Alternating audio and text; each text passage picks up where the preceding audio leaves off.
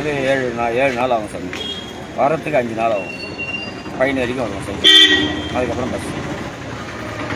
எத்தனை வருஷம் சைக்கிளில் போகிறீங்க? 2 பேர் சார். எத்தனை வருஷமாக சைக்கிளில் போகிறீங்க? 11 வருஷம். 11 வருஷமாக சைக்கிளில் போயிட்டு இருக்காங்க. 11 வருஷம்.